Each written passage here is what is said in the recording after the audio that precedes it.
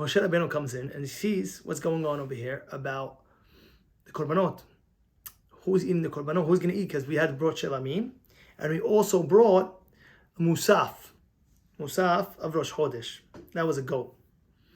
And when she sees the goat from the musaf offering of the korban musaf was an offer of the Rosh Chodesh, and he starts telling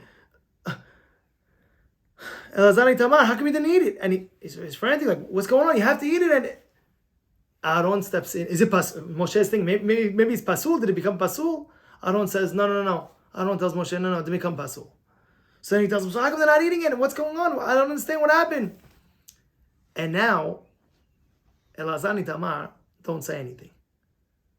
It's greatness, by the way, because they could have answered back. They could have answered back, and they could have said, what's the reason? What was the reason why they didn't eat it? Because really, an onen cannot eat korbanot. The exception to this was they were onanim. Don't forget, they didn't finish burying Nadav and Avihu.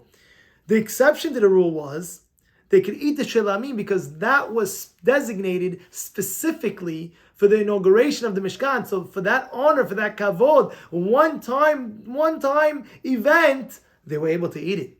But the korban of musaf of Rosh Chodesh, it happens every month, and it's still happening till today. We have musaf Rosh Chodesh every single month, right? So they can eat that. For every generation is going to have it. So it's not a one-time deal. It's not a one-time scenario. In that situation, they ended up saying they're not allowed to eat that korban. Moshe hears it. Moshe, look at the greatness of Moshe. Moshe, Emet, you're right. Aaron, you're right. He admitted it. Well, it's a galut. There was one famous story of, the yeshiva, it's called Kol Torah. It's in Beit Vegan.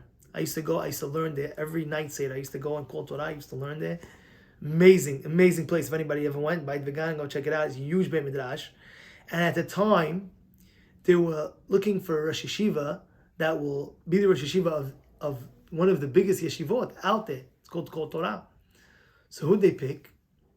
They picked one great Rav Posek. He's sitting down. He's giving shiur. Everybody's, wow. Somebody asks him a question. This is the beginning of his seeing if they're going to go make him the Rosh Yeshiva or not. Somebody asked him a very, very good question. And he stopped.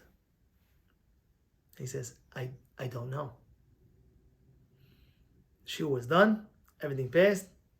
I was thinking, is he going to be high, not high? Is he going to get the job, not get the job?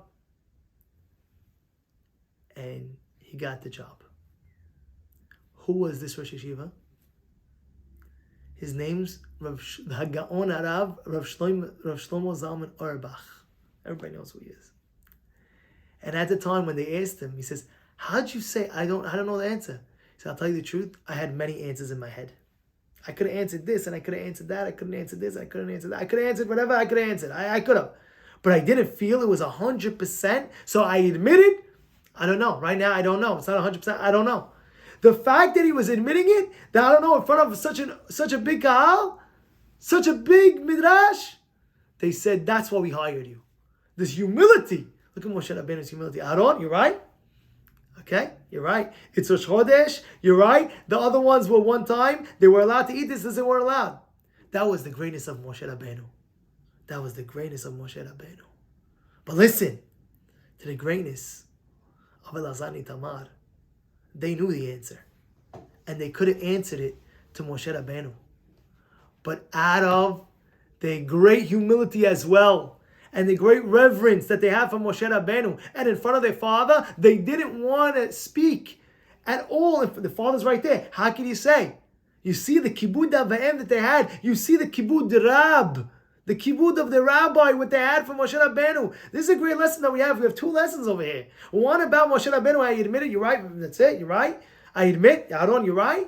And the second of Elazar Tamar, where they could have defended themselves. And they were 100% right to defend themselves. But right now they said, how? What about the Yereh Shamayim? What about Yirat Rabbo? What about the fear of their rabbi? You're right. I can't. And what about the Kibud Avayim? I can't talk.